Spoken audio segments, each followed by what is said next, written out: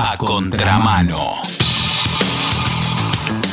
Hoy vamos a sacarnos una gran duda. Vos sabés que la pandemia, primero que no murió, está muy viva a través de la vacunación, pero lo cierto que como gran fenómeno mundial tuvo en papel central al PCR. Es muy difícil saber de verdad de qué se trata el PCR. Nosotros hemos tenido varias versiones, pero confiamos un montón en la que nos va a dar Eduardo Wolowelsky, no solamente porque es muy criterioso, sino porque también es biólogo, así que nos va a dar una visión técnica. Después veremos si fue correctamente o no utilizado en esta pandemia.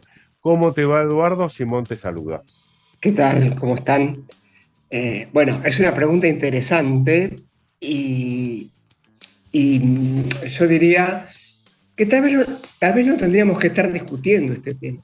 La verdad que discutir los asuntos técnicos de una cierta forma de diagnóstico, ¿sí?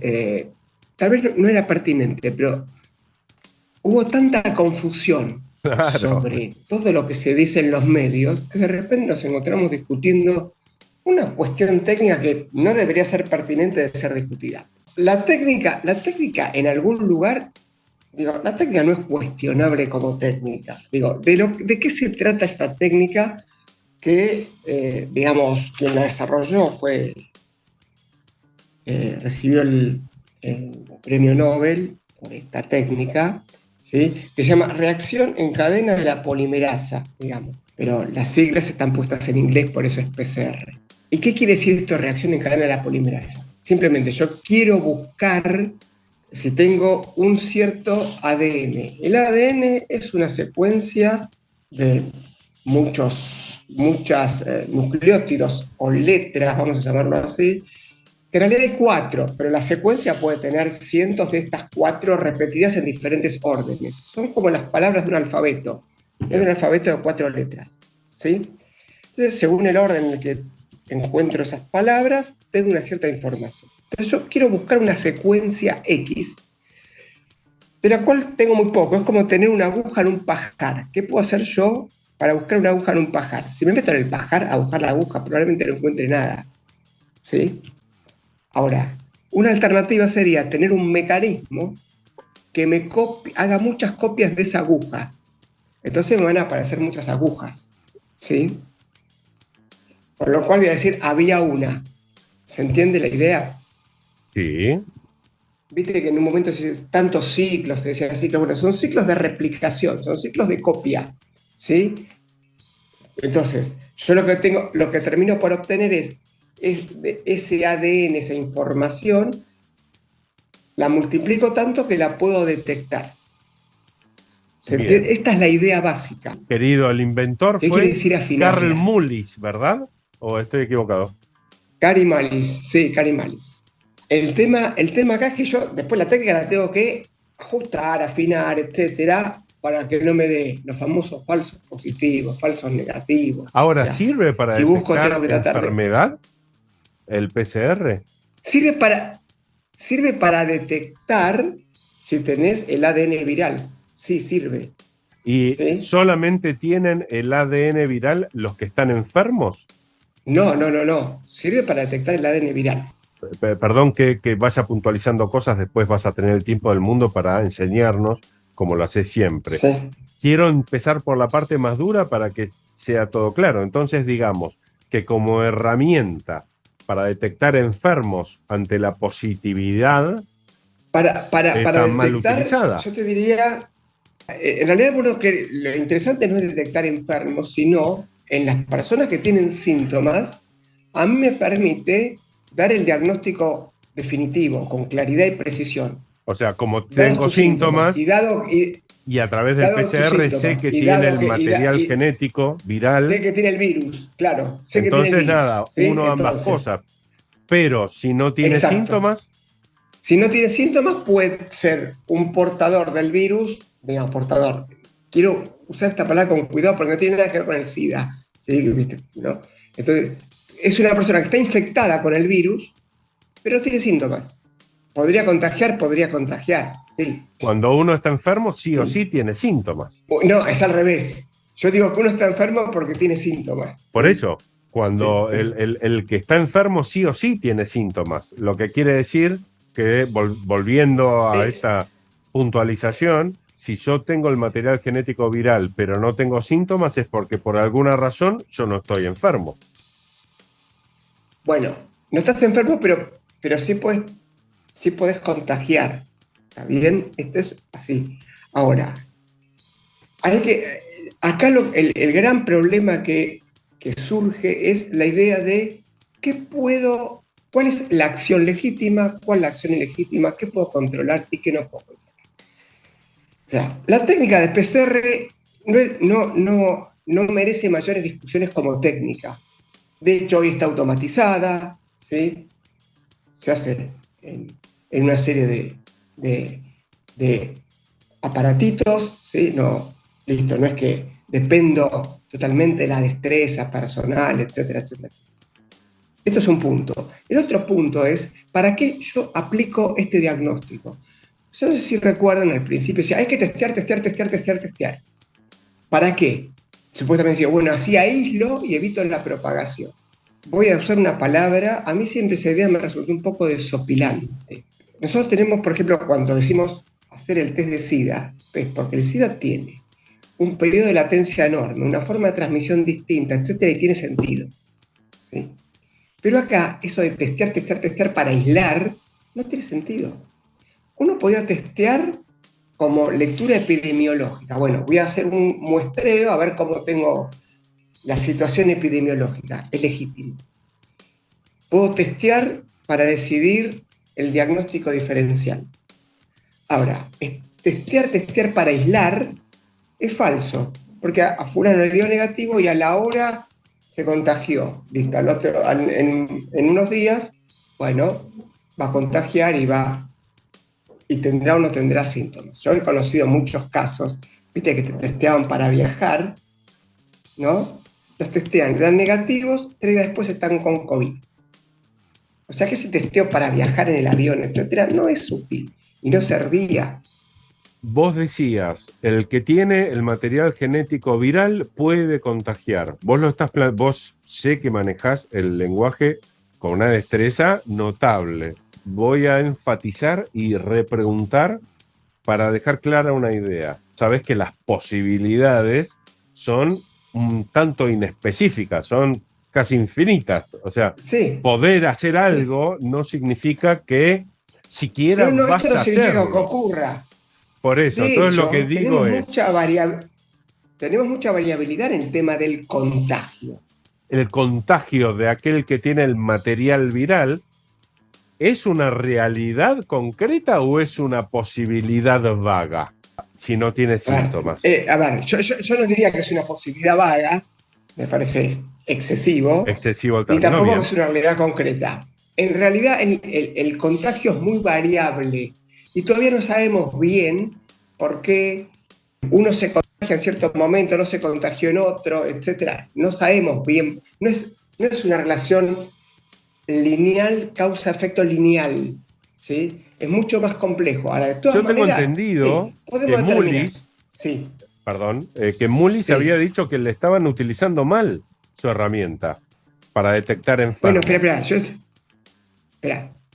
Yo no, Dibuje, maestro. esa declaración de Cari Malis no la tengo, pero sí, digo, él desarrolló yo vuelvo a insistir, creo que se usaba mal en el sentido en el sentido epidemiológico de suponer que yo hago test, tengo que testear mucho, voy aislando a la población y con esto contengo la enfermedad.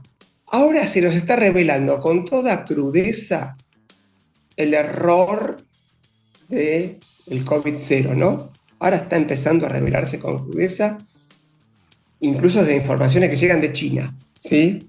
Pasaron 3 años, ¿no? Miren, o sea, es interesante ver la compleja situación. Se usa mal con la idea de que yo puedo contener la propagación de una enfermedad de transmisión aérea. Vos decías que en realidad encontrar el material genético viral puede implicar que esa persona sin síntomas va a contagiar o no. Lo cierto es que si fueran ciertas las teorías conspirativas y los gobiernos hubieran querido asustar, nada mejor que tener números abultados. Qué mejor que tener un aparato que es poco específico y pone en la misma bolsa a aquellos que van a contagiar y a aquellos que no van a contagiar, da la sensación. Vamos a aclarar.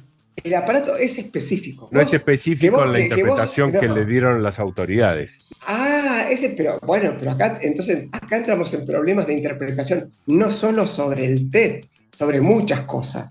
Ahora, decinos, en tu opinión de biólogo, ¿por qué decís que no se puede contener una enfermedad al utilizar esta técnica de la manera en la que se utiliza? Porque yo me testeo ahora. ¿Y quién dice que a las 2 horas no me contagié? No, pero en un virus de propagación aérea. Sí, ok. De alta contagiosidad, vamos a ponerlo así. La idea de que yo puedo controlarlo testeando, por eso digo que es diferente con respecto al tema del SIDA.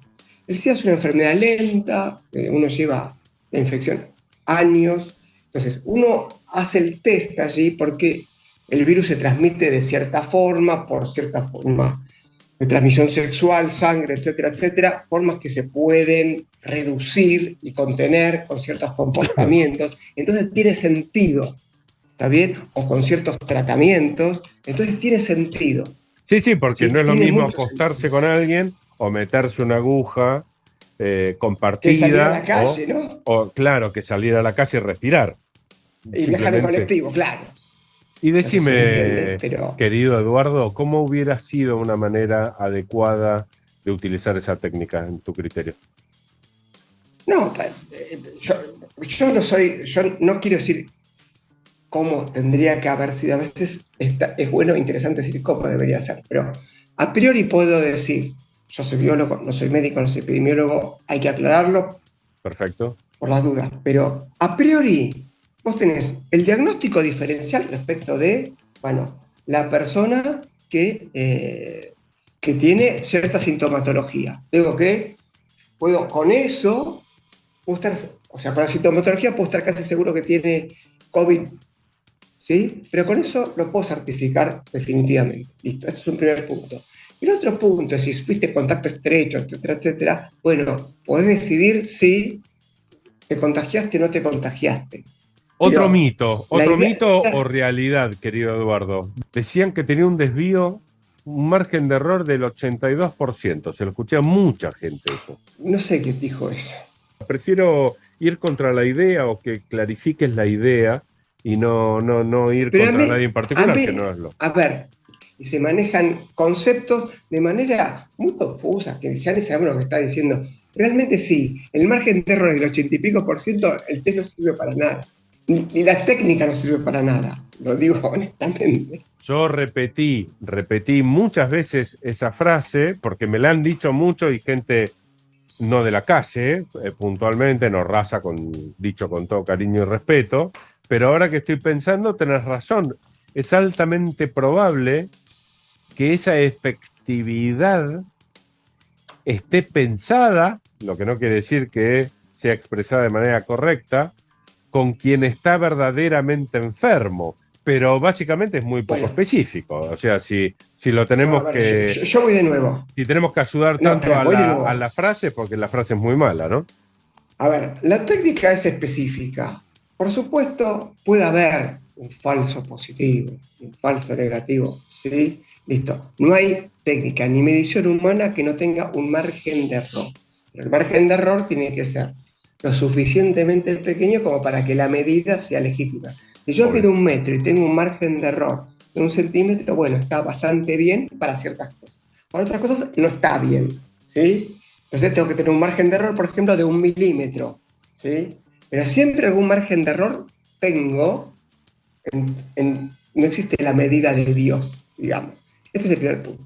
Yo cuestiono muchísimo, yo he visto muchos de los escritos y videos de Médicos por la Verdad y me preocupa, porque hay una mezcolanza de cuestiones que se dicen mal, o sea, que yo esté enojado con ciertas medidas políticas porque crea que no son legítimas, no me habilita a mí a buscar todo tipo de argumentos para legitimar lo que estoy diciendo. Tengo que asumir también lo que no se sabe, lo que es dudoso, etc.